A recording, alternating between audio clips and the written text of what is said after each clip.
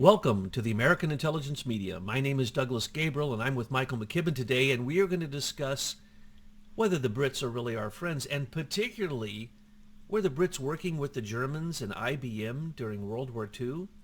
It seems as if the evidence is preponderantly so. We want to talk about Little Kim, the British ambassador to the United States, and the recent cable leaks showing that he has called Donald Trump inept, incapable of doing anything, and basically criticized everything he ever did. But he did say that Trump can get reelected. So we're going to talk about Little Kim today. And again, you amaze me.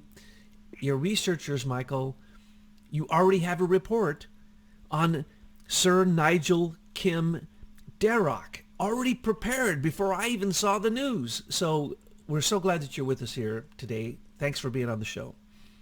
Well, it's great to be with you. Our British researchers are on the ball.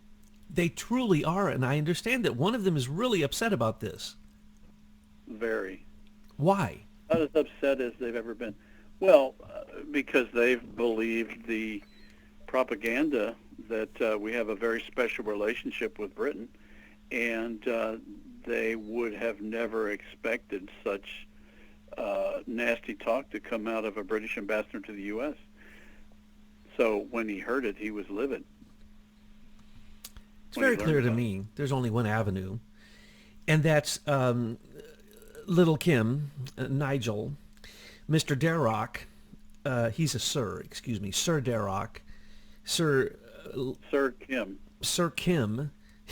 That's right, Sir Kim needs to resign immediately, apologize, and the British need to do that instantaneously or they're not our friends. Because more than half of Americans love Donald Trump, and he just got bashed by the British ambassador to the United States. I mean, hello? Think about that. Let's do a little comparison here, Douglas. We now have a very complete resume, and here's the bottom line with Sir Nigel Kim Darroch. He's never had a job in his life other than working for the Foreign and Commonwealth Office for the government. Since he left university, he's only ever had one job. So he's not qualified to comment on anything related to our president, who's already proven himself to be successful. But this guy isn't the only thing he's successful at is following the orders of his handlers, who appear to be the British Privy Council. Now, he was a national security advisor to the top people in Britain, so we know that this man is in with the Privy Council. We know that he's a friend of Sir Lord Malloch Brown. We know that he has to be, because he's a Sir, right? So he's been knighted. So he's part of this peerage lineage thingamajig where they have to swear allegiance to the Queen and to the Privy Council, and you can't talk about the Queen's business.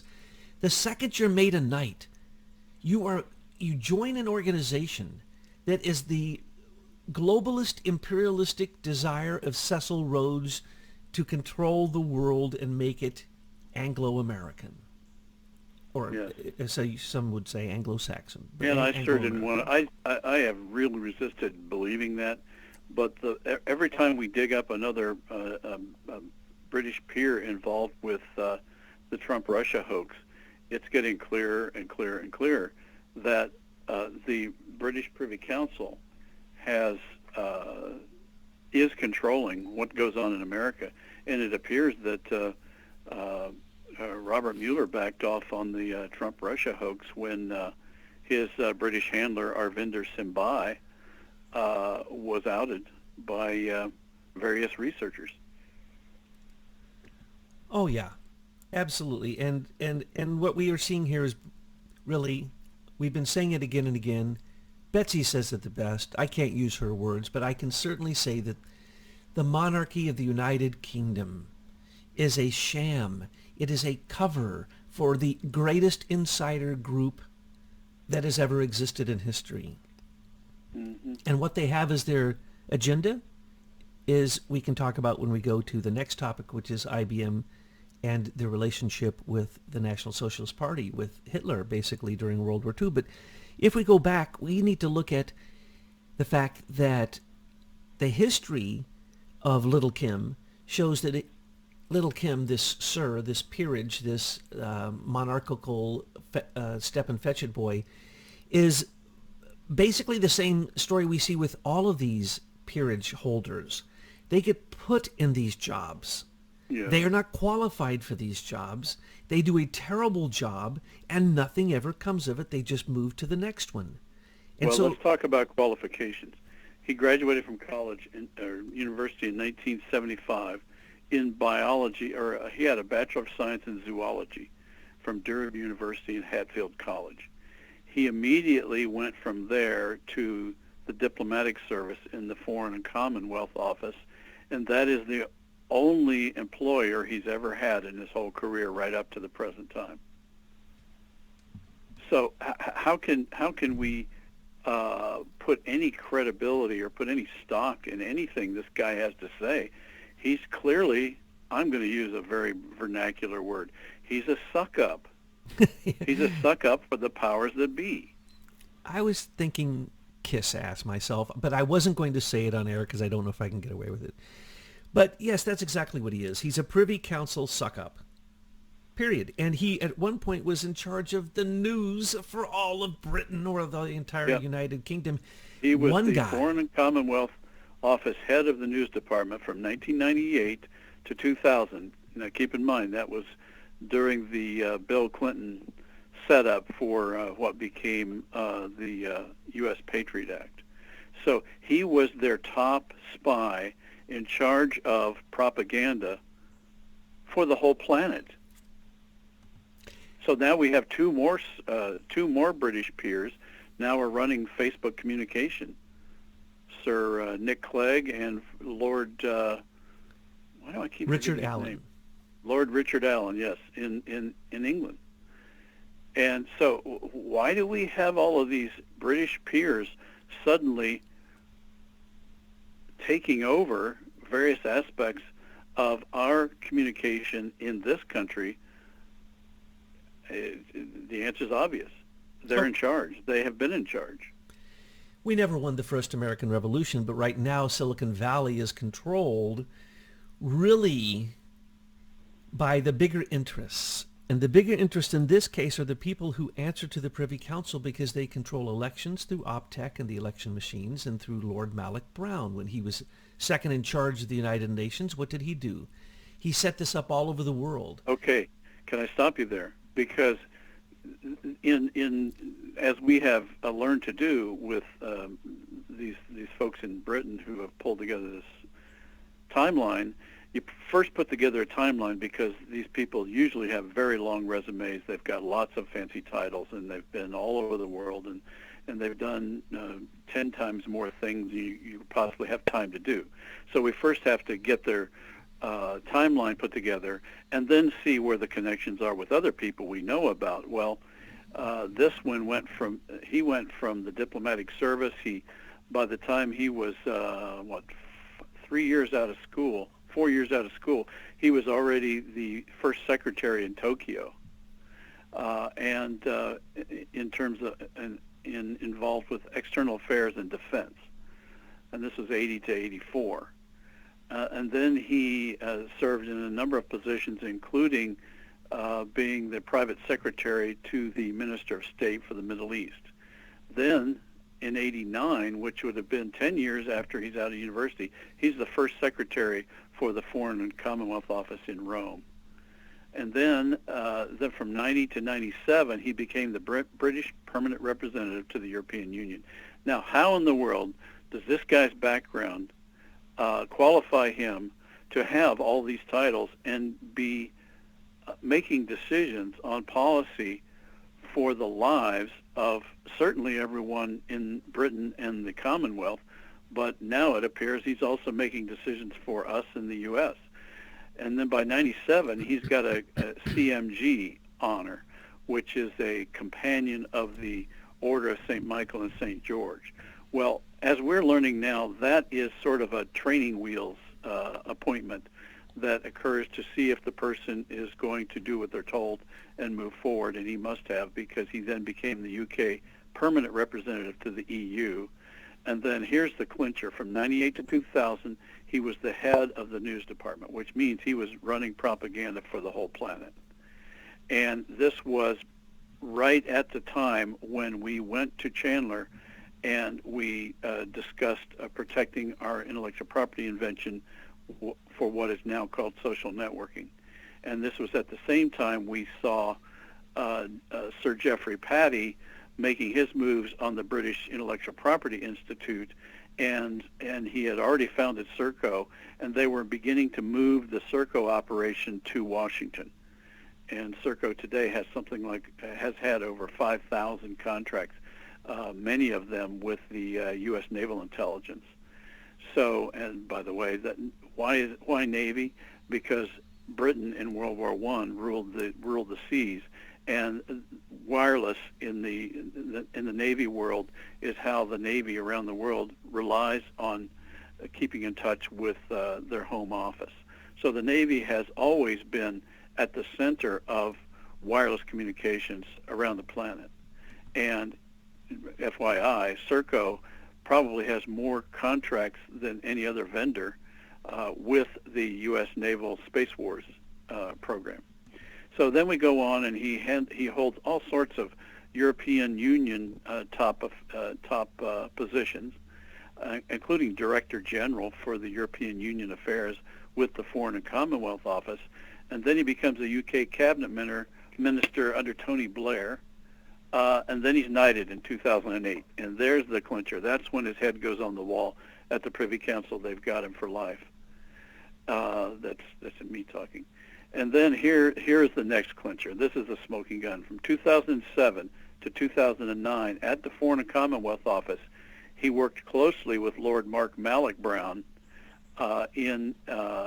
who was the Minister of State for the Foreign and Commonwealth Office. So in other words, he worked directly for Mark Malloch Brown. Then from 2012 to 2015, he was the National Security Advisor for the David Cameron government, which made him the equivalent of Condoleezza Rice under, not the Condoleezza Rice, Susan Rice under the Obama administration. And then from 2015 to now, he's U.S. ambassador to the UK ambassador to the United States.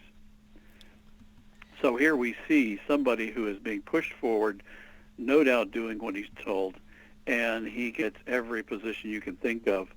And now he's sitting there in secret cables, trashing our president. This guy doesn't have qualities to collect garbage.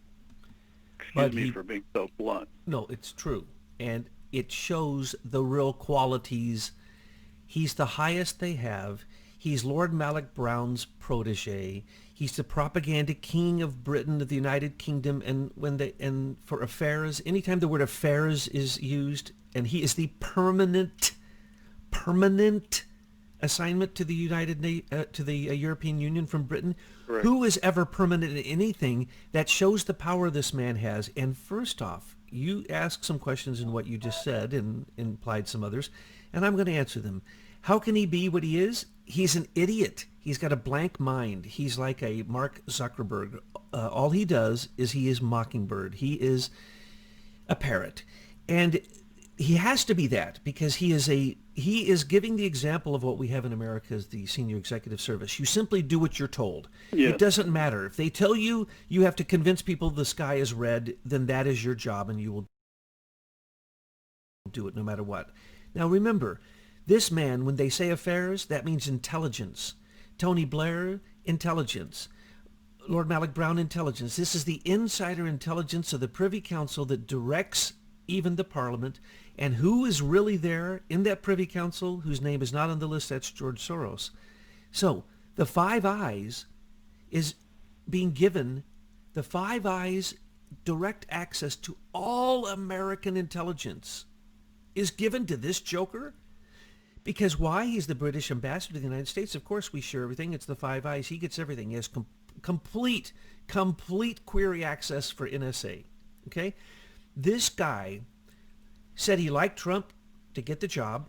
He got the job. And then what did he do? He bashed him. He said Trump was not intelligent. He was insecure, that he was unstable, that he couldn't do Well, in anything. 2016, he said in an interview that he thought Trump's victory was historic and impressive. Then in 2018, he told a British newspaper that he always found Trump to be absolutely charming.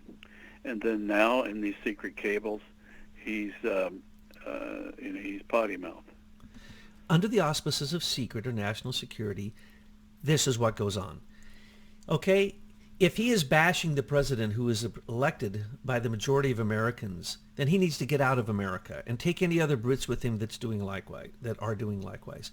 And we need to remember they're not our friends. And Five Eyes, poke out all the other four eyes. Just leave America. Well, can I interject there, Douglas? I have lots of friends in England, so I consider the English my friend. What I see here is something else. This is not the nature of the people that I worked with for 6 years when we lived in England, and two of my children were born there. This is not the true nature of the British people. The only people who know this... This is a group of power mongers. These are the Privy Council members, and the British people don't know anything about this, because if they did, then the Privy Council members would have broken their vow, wouldn't they? No one who is part of this in Britain can speak of it, because it is against the law. You cannot speak about the Queen's business. The Queen owns the Bank of England. In addition to the Queen's business, the trail goes right back to the 1946 agreement among the spies on the U.S. and British side, and they took an oath called an ultra oath, which said they had to take the secrets of the system, the intelligence system that they were creating after the war. They had to take those secrets to their grave. That's how serious the commitment was to the secrecy. And in fact, that's what these people have done. And we're only learning about many of these things that went on in that 1946 agreement in the last few years as FOIAs have chipped away and finally said, hey, it's 75 years later. How about showing us the documents? Well, those documents are coming out. And they're showing the level, the unbelievable level of duplicity. And what it's showing me is that my whole life, in terms of how I interacted with the media my whole life, has filled my head full of lies. And so it's now a red pill moment for anyone who wants to wake up as to what has really gone on in our lifetimes. And it's a clear underscoring of the fact that if Sir Nigel Little Kim Darroch doesn't resign immediately or is not immediately pulled back from the U.S. Embassy, then basically they are part of the resistance, and they're admitting it, and they are basically stating that they do not support we the people in America or our elected president, our duly elected president. Guy. Of course he was implementing the Five Eyes agreement. I mean, that's got to be a given. He's got top secret, above top secret clearance. He certainly knows about the Five Eyes agreement. Therefore, he knew about the 46 agreement. And he's in Washington helping implement it. He's a spy, plain and simple. You've never heard his name. You never heard him say a word. I doubt he's ever spoken to Trump.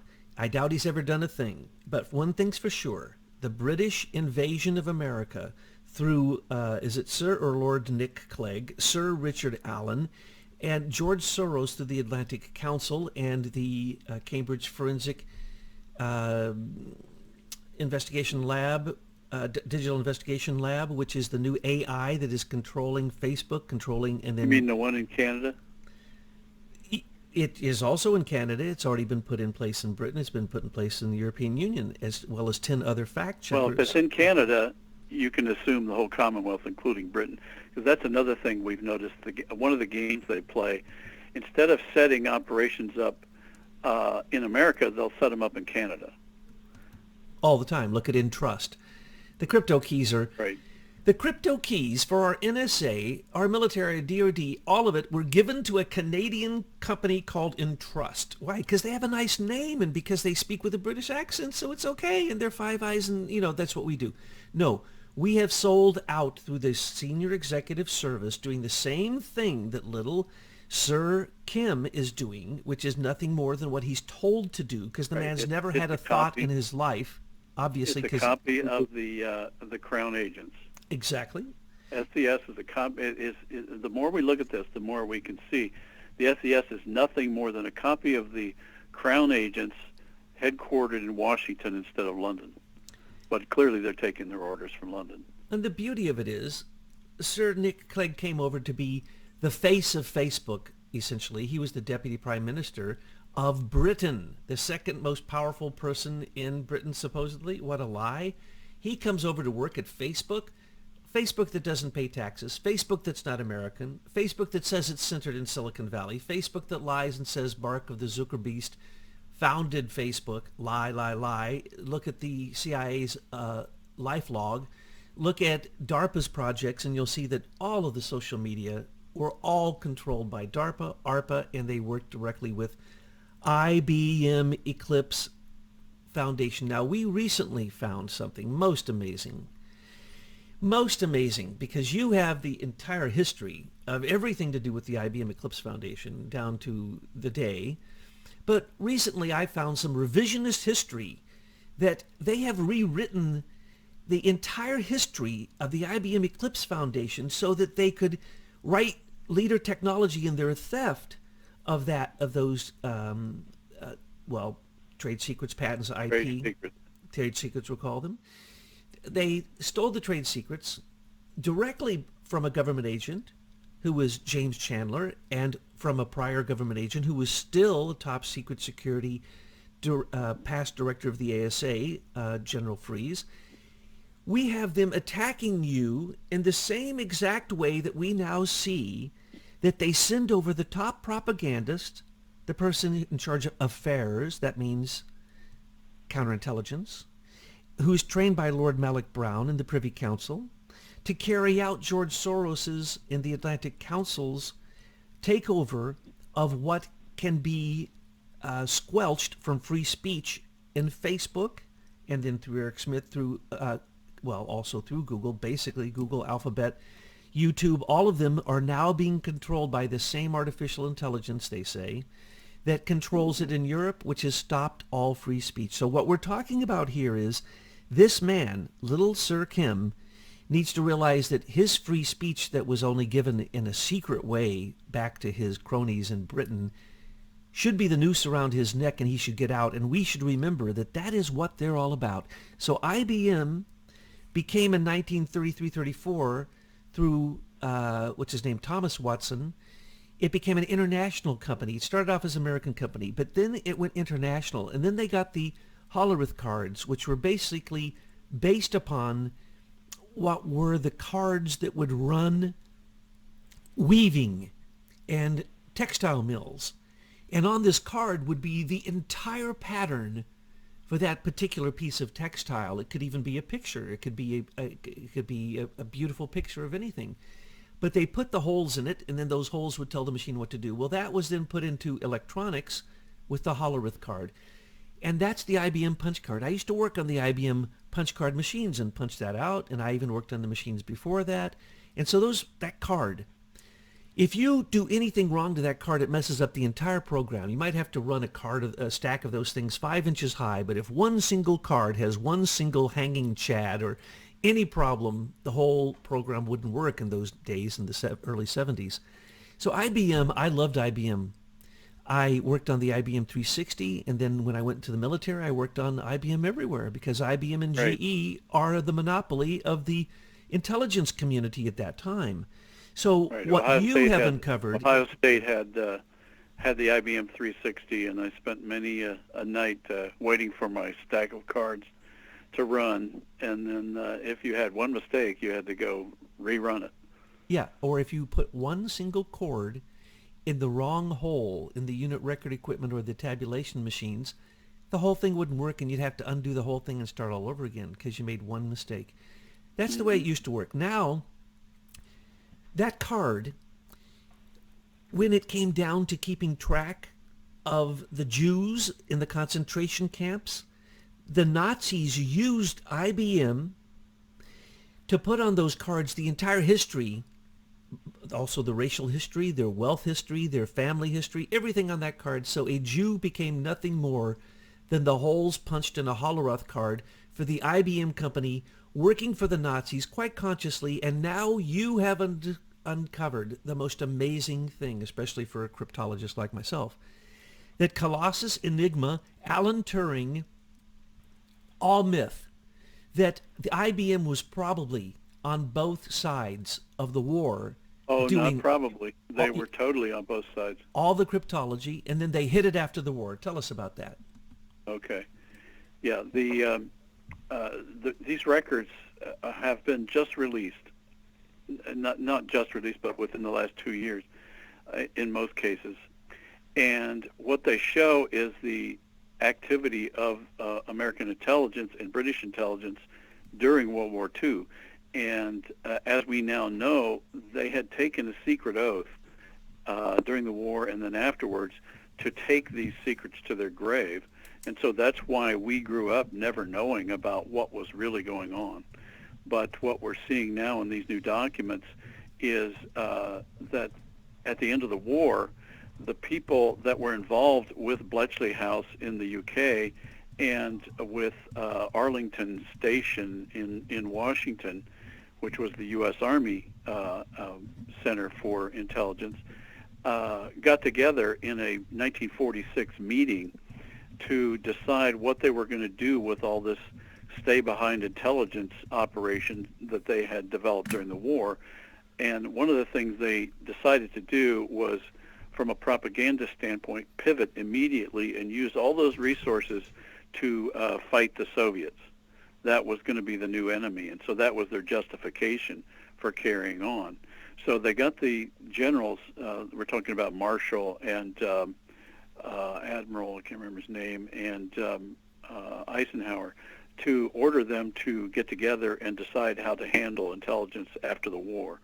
And so they did. And in 1946, the chief spies for MI6, which is the British intelligence, and something called GCCS, which became GCHQ after the war, and the American U.S. Army Security Agency got together, and they developed the plan for how intelligence was going to be shared among Britain, America, and the Commonwealth after the war.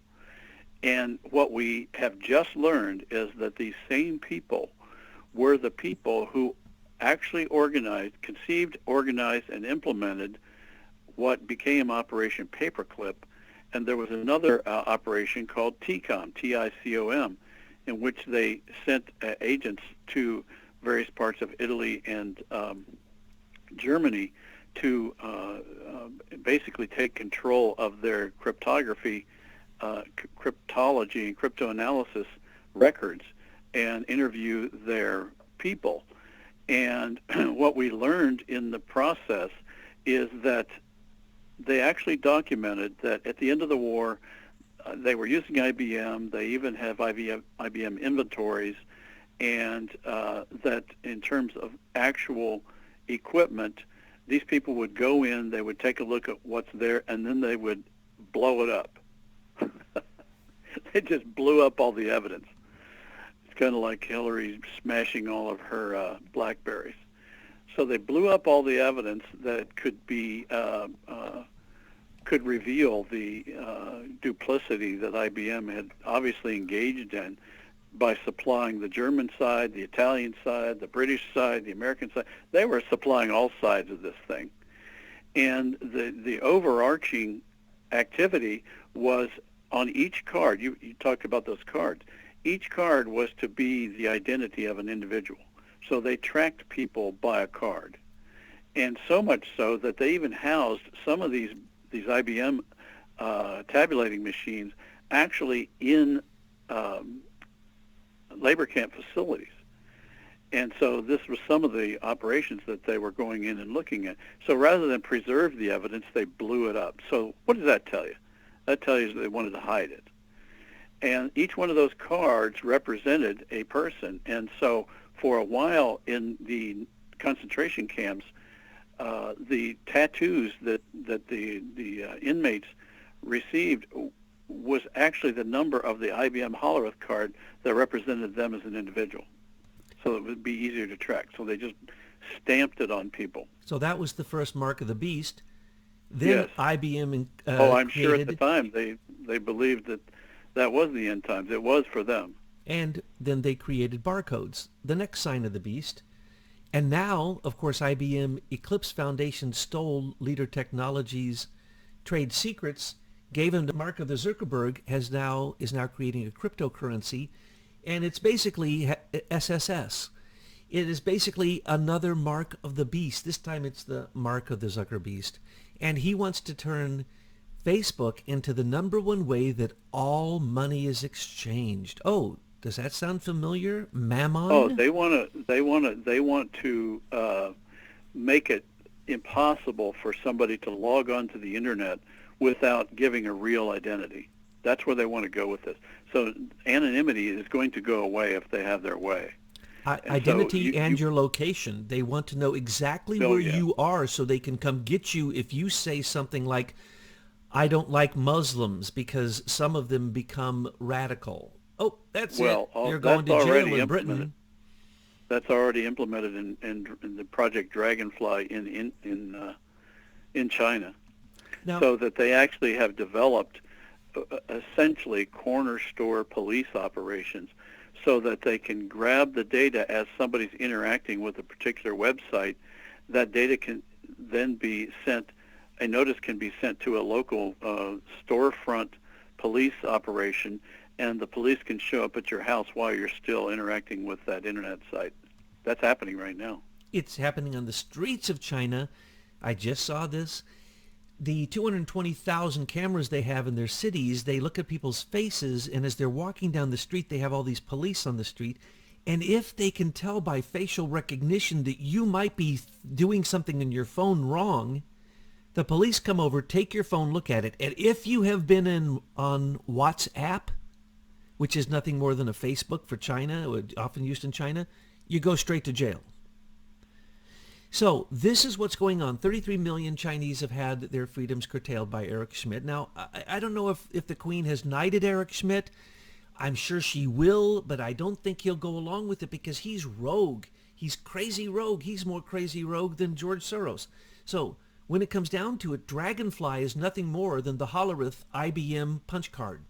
It is the digital box that takes away your freedom that Eric Schmidt described as your digital freedom. He describes it as digital freedom. That's a good way to imagine this digital box that you keep talking about, or Facebook called it early on the dark profile. So essentially, all the information about you is in one place. So back in World War II, it was on one card, punched on one card. Now it's in a data store that's got your ID on it, and then all the data about you is inside, which can then be mined for various reasons, both advertising, which nobody probably has that much of a problem with, but what about mind control? What about vote control? What about eugenics? There's a lot of reasons why you don't want to be giving your data out in the public, and right now that's not even your option, because even if you're not on these systems, you didn't sign up for these systems, these dark profiles have been created on your behalf, and so you do in fact have a profile even if you haven't signed up. That's where we are. All these things are violations of the Bill of Rights. Oh yes, and your dark profile is going to be used to control you. It's a social credit system in China. Here in America, it's already a credit system that, if you look closely, has already been implemented on Facebook, on Google, and other sites. It's already here, folks. The U.S. Digital Service basically coordinated all of that during the 2016 election through Eric Schmidt's $1.5 billion donation. Now, Eric Schmidt... They actually set up in the White House. In the White House, folks. Set up in the White House. In the White House. And now we know that in 2012... and in 2014, there were a system called Civis Analytica and another one called Groundworks, created by Eric Schmidt to make sure that his candidates, Obama particularly, got elected. And then he created one called the Template for Winning that was paid for by the GSA through Hillary Clinton. Eric Schmidt created it, template for winning for Hillary. We the people paid for it, and the algorithms on Google tried to get her elected. Well, clearly God intervened because she didn't get elected, but it's not for them trying. And I think what they're doing right now is they're refining these approaches, and they're getting even more clever about how they're going to do it. And I really do think that this combination of this underlying technology, which IBM is driving, clearly driving, and when we say IBM, we're saying rogue intelligence. And so the rogue intelligence groups around the world are driving election rigging. Why? Because they want power permanently. Why are we going to give power to these unelected, immoral, evil people? We're going to do it because we're not speaking up, and that's what we've got to do. We've got to speak up. And their propaganda is so effective. Tell them about Colossus, Enigma, Alan Turing, and the whole lie that I believed up until the time you showed me the evidence. Well, yeah, I did too. We heard all this magical story of how at the very last minute the British, through a scientist called Alan Turing, broke the Enigma code, which was the German encryption system. Now, I think Enigma was probably true. I think that many aspects of this story were true, but where it came off the rails is they made the story out as if some boy genius named Turing in a garage, literally a hut they called them, built this electronic tabulation system that used tubes instead of basically crack the German Enigma code. And what we're now seeing is, in all the histories of that particular period, we're seeing almost no mention of this Colossus. Okay, in reading the histories that are coming out about Bletchley House and the activities to crack the German encryption called Enigma, is that it's likely that we can't put any stock in any of the histories that have been written, because what we're learning is that certain key people coming out of that activity were in fact the historians appointed to tell the story. And these were all people that had pledged to this ultra oath where they were to take the real story of Enigma and Bletchley House to their grave. They weren't allowed to tell the real story. So we're still having to put together the pieces. And one of those key pieces we were looking at was what was IBM's involvement with Bletchley House. And in the process, what we learned is that IBM was on all sides of this, and in fact, IBM was heavily supplying the Germans and the Italians all the way through the war. And in fact, there was an assessment that occurred after the war in a project called TCOM, where they actually said in their documents that the German operation was equivalent to the American operation, and it was all based on IBM technology, mostly IBM and some NCR. But in all those discussions, there's almost no reference to this idea of a Colossus computer built in one of those huts by Alan Turing.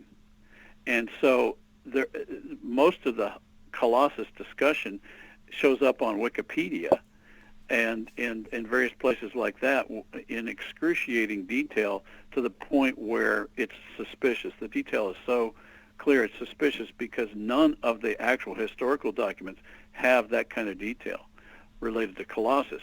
But they do have that kind of detail related to IBM and the inventory of systems that the Germans and the Italians were using, and verification that the American system was equivalent.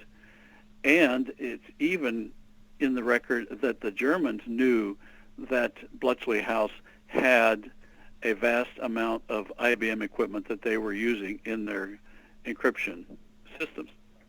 So we look at this system that they created, and then at the end of the war, a program was created by the British, and the Americans found out about it and joined in, called Operation TCOM.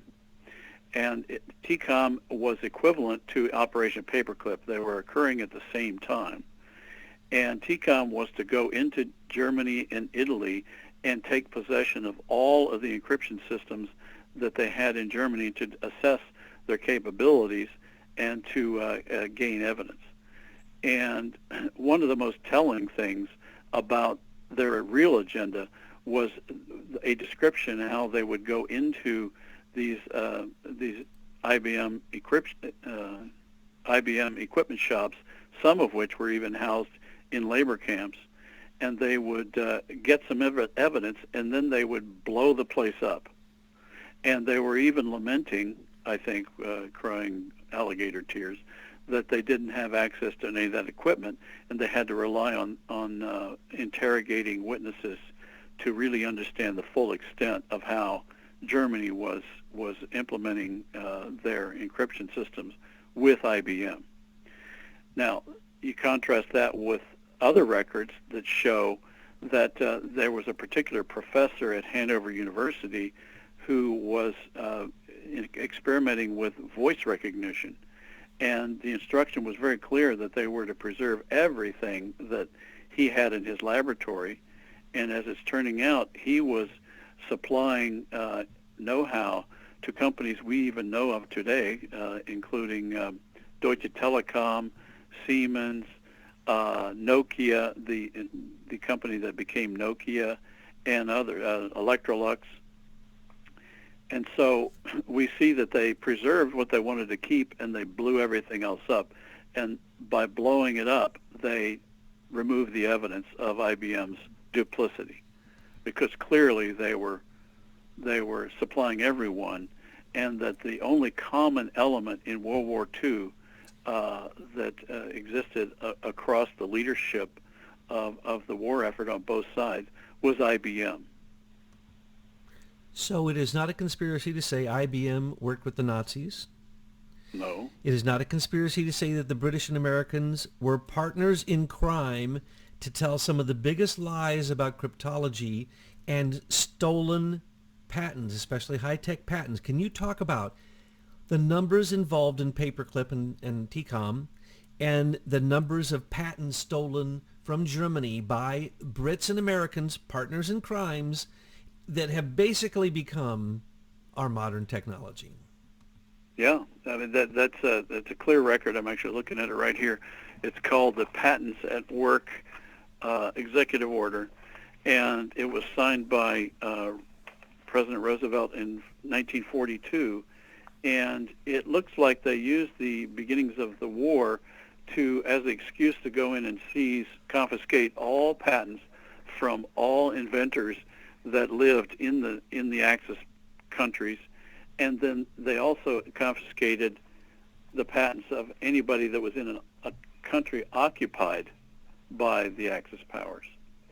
So this document says there were over 50,000 of some of the most advanced technologies on the planet. We stole them all with the British. We set up an organization called the Alien Property Custodian of the United States. How about that? Aliens. And I knew there were aliens. Alien property. Mm-hmm. And this Alien Property Custodian of the United States was the manager of these patents, and they gave them to American companies. And I'm sure what happened is that many of these were German scientists, and these were many of the people that after the war, this Operation TCOM and Operation Paperclip brought over to the U.S. And sure, there's no question that the people that were involved with the IBM equipment in Germany and Italy would have gone to work for IBM in order to keep their mouths shut.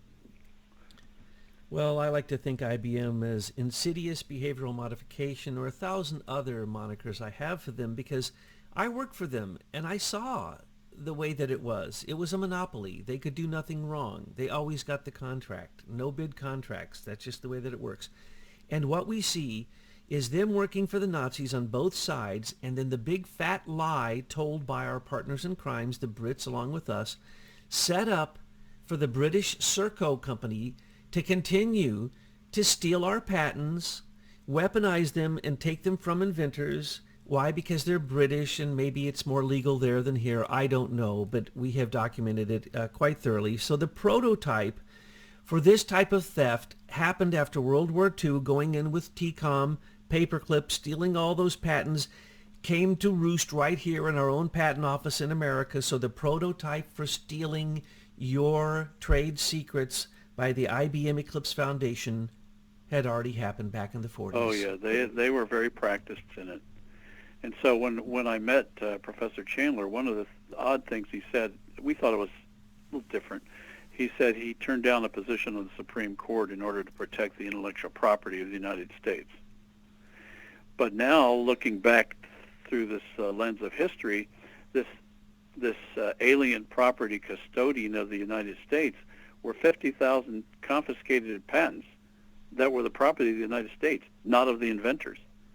So it was a play on words. I thought that he was saying that he was there to protect inventors. No, he was actually there to protect the stolen property of inventors that the United States had confiscated. And his little high-tech cabal, which was organized through Rose law firm in Arkansas with the Clintons and with Mueller there and with Comey there and with just the whole gang. It's the same old story. So recently, I don't remember why I started researching the IBM Eclipse original project, and that's what they now call it. They lie. Revisionist history by the IBM liars. And remember, the bigger the lie, the easier it is to accept. Five Eyes are our friends. Lie. Big lie. The British are our helpers. They like us. They're here to, continue our independence and freedom. Lie. Big fat lie. Much, much easier. If you look at the statistics, if you look at the evidence, you'll see that the Brits are like our number one enemy. They drive the Chinese, our other number one enemy. They drive the Mexicans. They drive Russia. They drive it all. So when it comes back down to it, sorry to have to say it, the prototype is there. And that prototype was one of thinking that your race is the right race, whether it be the Anglophiles, the English, or people speaking English, or whether it be the hegemony believers, whether it's Christianity, Muslim, Jewish, whatever, it does not matter. Nazism said only true Aryans should have life. Everyone else should be exterminated. There wasn't even a way to convert. Okay? Either you were Aryan and they did the blood test and they came up with their nonsense, all absolute hocus pocus, or not. Same thing is happening in religions around the world. And so this type of fascism has entered into our corporate world, and people don't know. They believe the big lie. When it comes down to it, it's a small group, it's a small cabal. All the encryption keys, as far as we can tell, are owned by 3 people. When it comes down to it, put 36 people in jail and we might have free speech back, and make sure that the president takes the offer of leader technology to be able to have control over the original trade secrets, the original source code, and then say to everyone else downstream of that, all the social media giants, tough luck. I now control whether or not you get to continue to surveil, target, and manipulate. No, there'll be no more surveillance, targeting, or manipulating, and we'll have a clean internet, or you won't get the crypto keys, because every single exchange comes back to those crypto keys, and it's being given to the president. Here's a good clue of how central IBM is to this current Internet of Things. In 2000, 2001, one of Chandler's key customers in his law practice was IBM. And at that time, the chief intellectual property law counsel inside IBM was David J. Capos. And now let's roll forward to 2009, and who does Obama nominate as the director of the Patent Office? None other than David J. Capos, IBM's inside counsel. Now, you'd think somebody in Congress might have an issue with that. But we learned that Capos was actually appointed during the recess appointment in August. So Congress never got to debate whether Capos should be the director of the Patent Office. And then one of Capos's final acts in 2013, when he left the Patent Office, was to issue a decree invalidating our patent on social networking. He just decreed it. I mean, So these people are so arrogant. They just think they're going to get away with murder, and so far they have. Oh, they ruled the world. Because they know, yeah, exactly. They rule the world. They have ruled the world, and the system was so far along. I don't know. I think they're getting sloppy now. They had the audacity to keep track of the 6 million people they murdered, and keep track of whether they had gold in their teeth and they had any assets and blah, blah, blah, blah, blah. Create that Hollerith card, which was their demise, and should be the demise of the IBM company, because why? It tells who they are. They are digital fascists, period. And when it comes to the supposed IBM original Eclipse project, that's all a lie. That's when they first told us. Well, it wasn't called a project. Their first name was eclipse.org. Then when they incorporated in November 29th of 2001, they incorporated it as the Eclipse Consortium, and it was the consortium up until the time that they went live with our code in 2004 during the EclipseCon conference in San Francisco between February 2nd and the 5th, and that's when Facebook went live on the 4th. And that's when they changed their name to the Eclipse Foundation. So there was no project. They had things inside where they called them projects, but none of their formal names were the Eclipse Project. IBM holds more patents than anybody else, but we're supposed to believe that their most valuable patent, worth between $5 to $10 trillion or more, was given out for free as open source. That is just a big fat lie. And if you believe it, you believe all kinds of lies. You believe that little Sir Kim is a good ambassador to the United States instead of the propagandist and the counterintelligence expert that he is.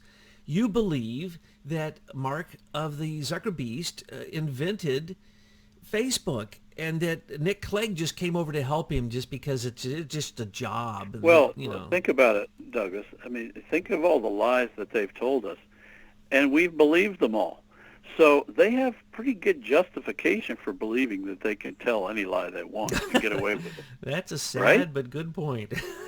I don't know why I'm laughing, because that's why I call them the insidious behavioral modifiers. I mean, these people like Lord Malik Brown, they set out to manipulate you.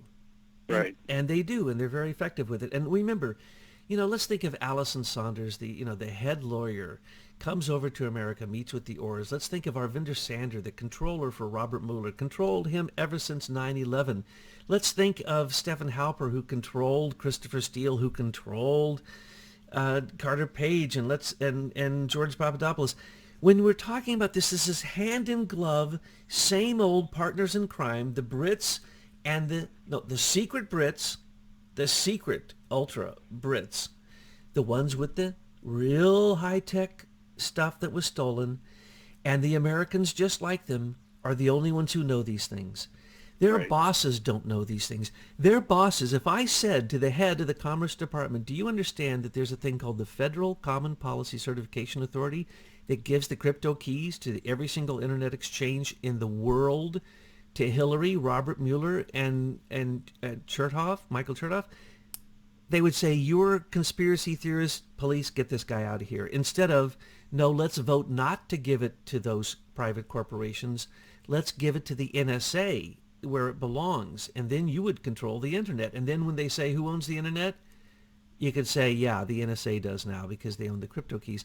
So we've given the control of these trade secrets, what I call the source code, that could then control the entire social network and absolutely turn the table on those Nazi-loving IBM digital warlords who literally, after all those years, Bronfman, a Jew, went to the Bank for International Settlements, and because the information off the Hollerith cards got back gold from Jews' teeth.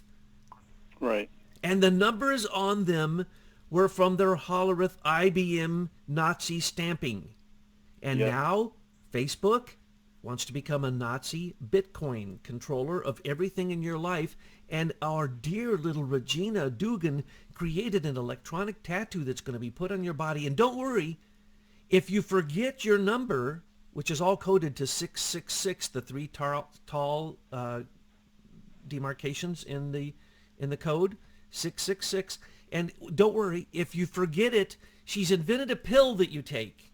And when you take the pill, it reminds you of your number, the number that has been tattooed on you digitally. It's already prepared. It's already been created years ago. I haven't heard about that. Oh, yeah. DARPA had that project done a long time ago. They've already done it to lots of people. And they have the implants now that do the same thing. And those are very popular in European countries, especially socialist countries. So what we're talking about is IBM Nazis have entered into social networking to continue the weaponization of every high-tech stolen patent that we have heard of since the beginning of World War I. Yep. That's sad.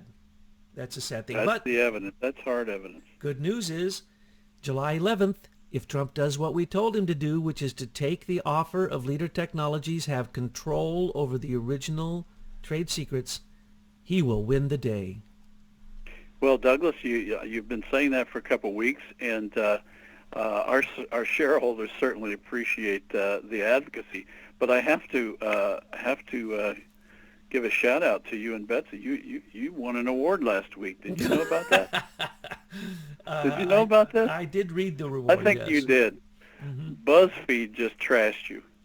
Congratulations. As a conspiracy site, to think. As a hit site, yeah. You know, conspiracy site no longer has that ring of fake news. They are fake news. So to be called a conspiracy site by fake news means we're real news.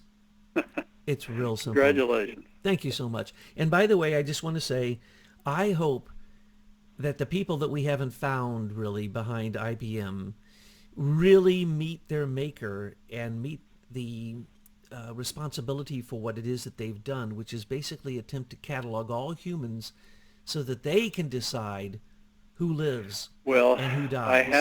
I have to share with you that one of our shareholders has lost half of his family in the Holocaust, and they were killed in Auschwitz, definitely Auschwitz, and there may have been a couple other death camps. And so half his family made it out, the other half died. And his family's business was confiscated on Kristallnacht, the night of the shattered glass, when they started confiscating Jewish property and businesses.